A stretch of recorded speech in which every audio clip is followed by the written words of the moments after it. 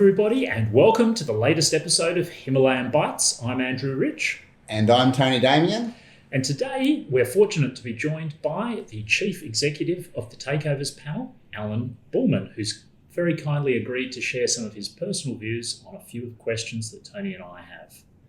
And Allan, to kick us off, now most people would say the Takeovers Panel has been very effective. I'm sure you'd agree with that idea. Any reason why it has been effective? What are the highlights for you? Well, I'd be biased in saying it's effective, but I think the main reasons why it's effective is the quality of our panel members being drawn from some of the best lawyers, investment bankers and company directors in the country. Also, the government has been very kind to us over the last 20 years by fully funding us, and many thanks to the federal government for that. And apart from myself, also the members of the executive have been top quality and have really assisted the panel members throughout the 20-year history. They have to put up with me, but other than that, the quality of people like Tanya and Katrina and Mel and others in the team and previous members of the executive, some of whom actually sometimes come and help us from time to time, which we're very thankful for. And of course, George Durbridge has worked with Herb Smith Freehills, and he was the first counsel of the Takeovers Panel. So they're the main reasons.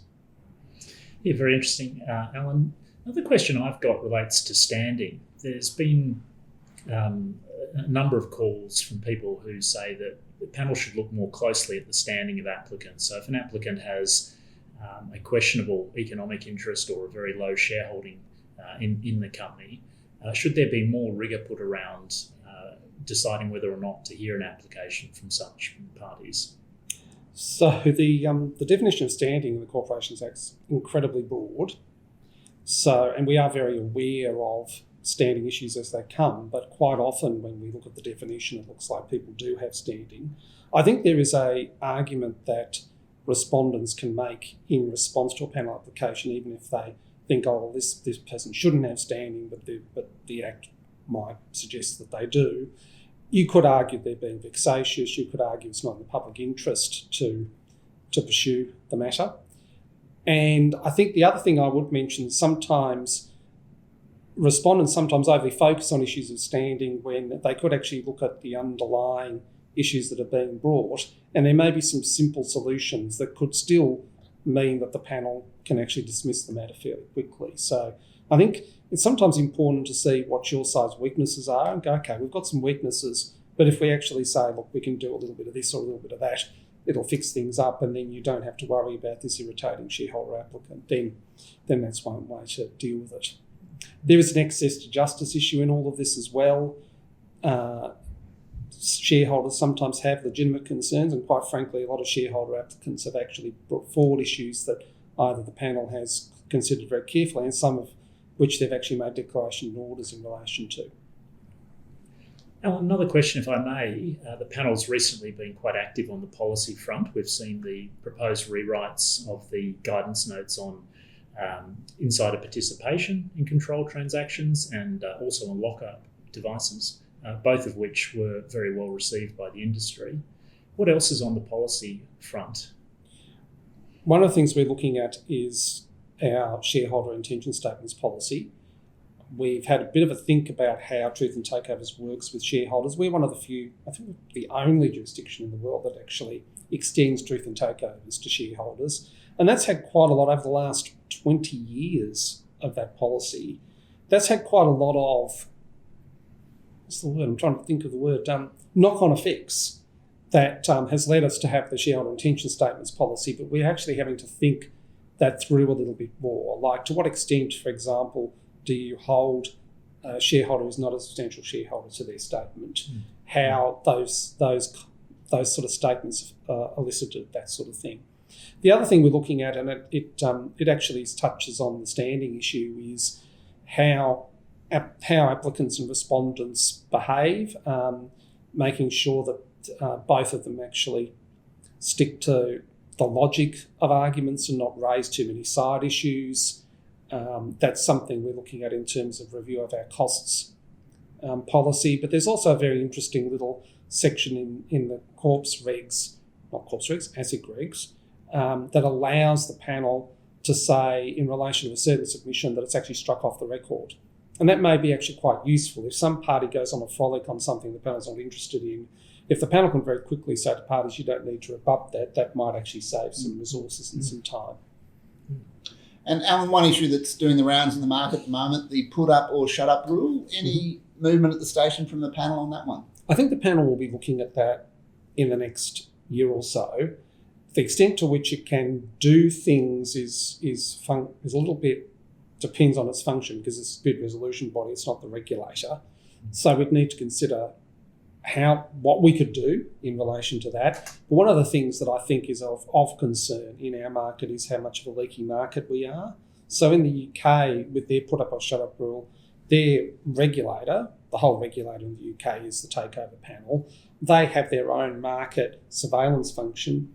People come to them to let them know what deals are being considered, and if there's any leak or any run on the market, they get the announcement out, and that's when the put up or shut up rule applies. And that means there's quite a orderly market in the UK. And I think there is a lot of talk in the Australian market that it's a little bit Rafferty's rules in that respect. Now, that's a matter more for ASIC than us, but how that all works with put up or shut up and that sort of thing will be, I think, of some debate. But the degree which we can influence that as dispute resolution bodies, I think, will be a big issue going forward. Well, speaking of a leaky market, the panel obviously had a few things to say about media canvassing in the recent Nitro software matter.